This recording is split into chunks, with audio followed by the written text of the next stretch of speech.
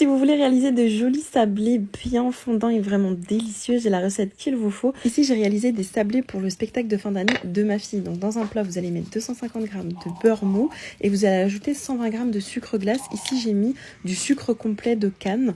Ensuite, j'ai rajouté un œuf entier, une pincée de fleur de sel et un petit peu de vanille en poudre. Ensuite, vous mélangez bien et vous rajoutez 420 g de farine. Si vous voulez des biscuits encore plus fondants, vous retirez 80 g de farine et vous mettez 80 g de maïzena à la place. Donc vous rassemblez tout simplement cette pâte en boule. Ne pétrissez pas la pâte, rassemblez-la simplement en boule. Ensuite, vous la filmez dans du film alimentaire et vous la mettez 30 minutes minimum au frigo. Ici, j'ai même décongelé une pâte que j'avais mis au congélateur il y a quelques temps. Ça se congèle sans problème. Et ensuite, vous attendez qu'elle décongèle en air ambiant avant de l'étaler finement sur un plan de travail fariné.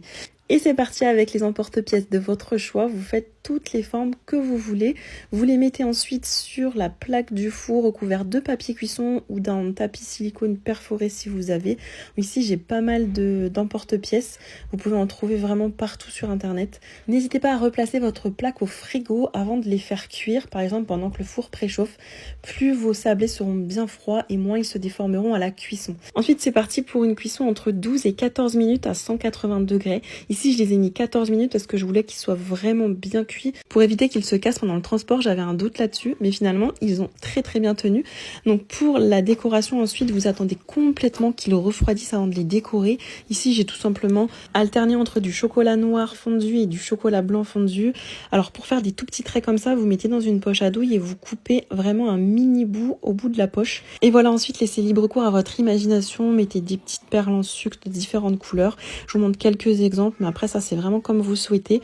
Les biscuits se conservent très bien dans une boîte hermétique. Vous pouvez par exemple faire tous vos biscuits sablés et les conserver dans une boîte pendant 5-6 jours sans problème et faire les décorations le jour où vous voulez les présenter, les déguster. Voilà, maintenant c'est à vous de jouer, je vous laisse toute la recette en description.